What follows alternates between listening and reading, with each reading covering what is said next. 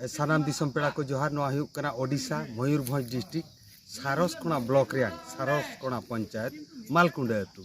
नोंडे तेहें अब आदिवासी सांताड़ को तीना गान एटा जाति दिकु को टेन जेम रोडज कचलज अचोक कान तहन को जेमन जुर जबरदस्त अतु हासा अतु डिहोबड़ी रे स्कूल को बनावे कॉलेज को बनावे चेत हम बाको बुझेया ओना इदी काते आको नेल किया को और बांचा हर के बनुआ तेहें उनको पेशा काउंसिल पाहटा खन पेशा धीरी बिद लगित को ठौका किया और पेशा रे अन तेको ताहेना मेनते को ठौका किया देलाबन उनको बुकुली बुझेव को श्रीधर मुर्मू ना पेशा डिस्ट्रिक्ट काउंसिल मयूरभंज रे अली सेक्रेटरी तेहें अले नेता गाँव तहलेना जे मालकुंडा माझी बाबा और मणे हड़ को जे आको नौका अतु दिसम रे सरकार द्वारा अड़ी सख्त समस्या कान लेकाते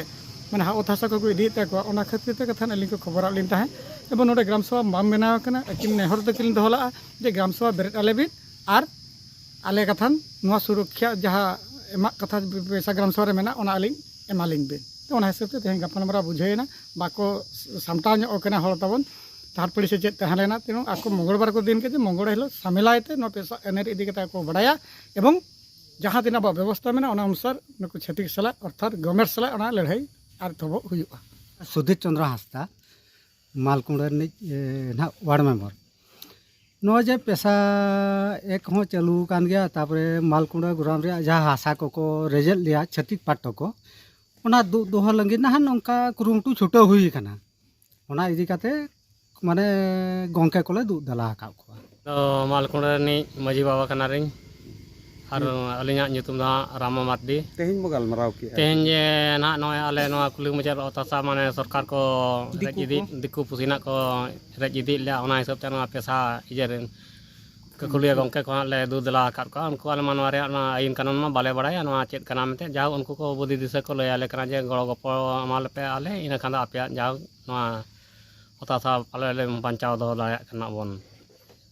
दिसम पेड़ा अलिंग खन पछले पाटा रे पेñer को तहन अतुरिन मंझी गोडेर पारानी मंझी आयो जतो हर को सेटेरा कना मंझी बाबा को और अतुरिन सहीपुर से पुंचु पंडे जतो को सेटरा कान तहन दुख इदी कते गालच हुइना तेहें खन नोआ मालकुंडा अतुरे पेशा ग्राम सभा बेरेदोआ को ठौका किया तेहें खन पेशा रे आईन अनरी पेशा रे रूल तेको तहना पेशा को मनाव बतावा मेनते मंझी बाबा अतु पुंचु पंडित जतो को ठौका किया अलिंगी ग्राउंड जीरो जगदीश मुर्मू सानाम को जोहार।